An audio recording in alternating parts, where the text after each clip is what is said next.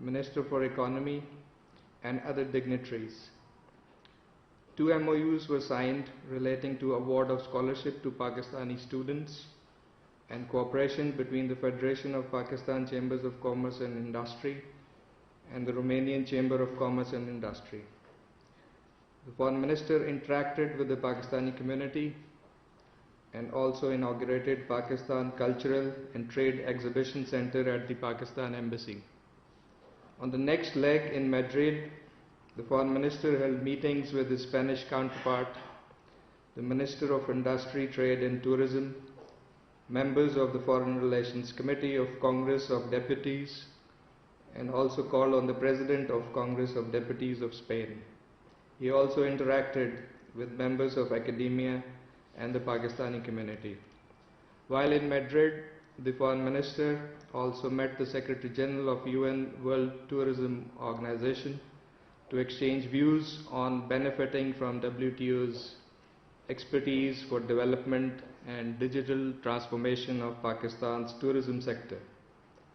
On 3rd January, Prime Minister Imran Khan launched the Pak-China Business Investment Forum, which is aimed at increasing investment in Pakistan and promoting business-to-business industrial cooperation. The forum would endeavor to promote sustainable investment, export industry, and the development of modern technology in Pakistan. On 5th January, Secretary General of Gulf Cooperation Council, His Excellency Nayaf bin Falah Al Hajraf, visited Pakistan on the invitation of the Foreign Minister.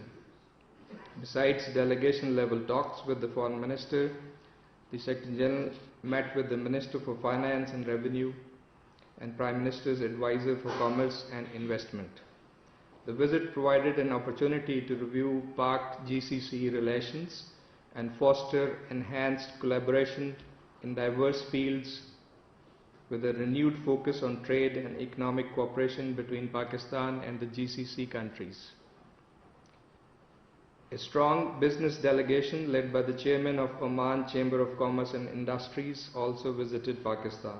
The delegation called on the President, the Prime Minister, Foreign Minister, and other dignitaries. The visit imparted further impetus to bilateral economic relationship.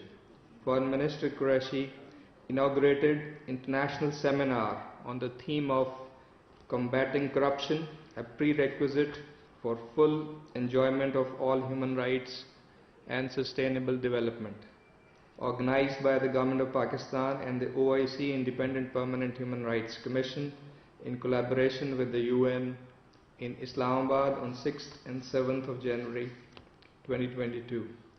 The international seminar was attended by more than 200 international and national stakeholders based on its deliberations. The Islamabad Declaration on combating corruption for the full realization of all human rights and sustainable development was adopted. The seminar was part of Pakistan's persistent efforts to strengthen international framework against corruption, recovery of stolen assets, promotion and protection of all human rights, and achievement of inclusive and sustainable development.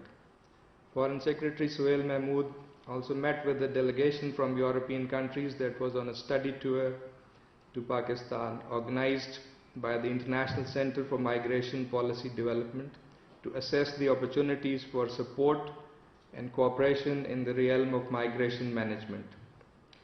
A 25-member delegation of the Armed Forces Command and Staff College of the Kingdom of Saudi Arabia also visited the Ministry of Foreign Affairs on 10th of January. The delegation was briefed on key aspects of Pakistan's foreign policy, including our commitment to forge deeper cooperation with Saudi Arabia. Dr. Sania Nishtar, Special Assistant to the Prime Minister on Poverty Alleviation and Social Protection, and the Foreign Secretary briefed the heads of diplomatic missions in Islamabad on 10th January on the declaration on establishing a global social protection knowledge platform. The declaration is being steered by Pakistan in New York in collaboration with a group of friends on social protection. The Foreign Secretary also had a virtual meeting with Pakistan's ambassadors and consuls general and heads of camp offices in provincial capitals to review matters pertaining to the Prime Minister's Performance Delivery Unit, with a view to further enhancing efficiency and effectiveness of public service delivery and resolution of complaints. Gentlemen, on 5th January, the Kashmiris' Right to Self-Determination Day was observed. On this day, in 1949, the United Nations Commission for India and Pakistan, in its resolution, guaranteed the Kashmiri people their right to self-determination through a free and impartial plebiscite to be held under the auspices of the United Nations. In their messages marking the day, the President, the Prime Minister and the Foreign Minister highlighted the grave human rights violations in Indian illegally occupied Jammu and Kashmir and urged the international community to ensure accountability for these crimes against humanity and to play their role in resolving the Jammu and Kashmir dispute in accordance with the UNSC resolutions and the wishes of the Kashmiri people. Pakistan reaffirmed its steadfast support for the Kashmiris till the realization of their inalienable right to self-determination. It is reprehensible that Indian occupation forces are continuing with their killing spree in Indian illegally occupied Jammu and Kashmir. Since the start of this year, at least 15 Kashmiris have fallen victim to extrajudicial killings in fake encounters and so-called cordon and search operations.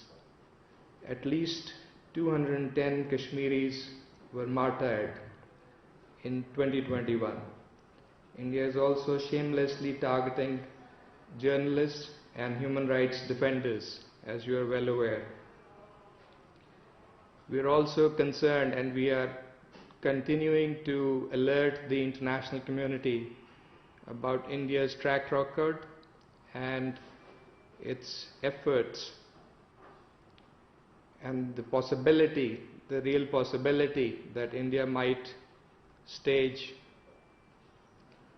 another false flag operation to complicate the situation. So we continue to alert our friends in the international community about this prospect. Pakistan calls on the international community to take immediate notice of the Indian state terrorism in IIOJK and hold India accountable for the egregious violations of human rights and international humanitarian law in IIOJK. India must allow unhindered access to international human rights and humanitarian organizations and UN special mandate holders to conduct independent investigations about the situation in IIOJK. The despicable harassment and insult of Muslim women in India through purpose-built online application has been rightly and widely condemned. This obnoxious and repugnant act is the newest low in the violent streak of hate attacks and targeting of minorities with impunity overseen by the BJP RSS extremist dispensation, under which space for minorities is continuously shrinking in India.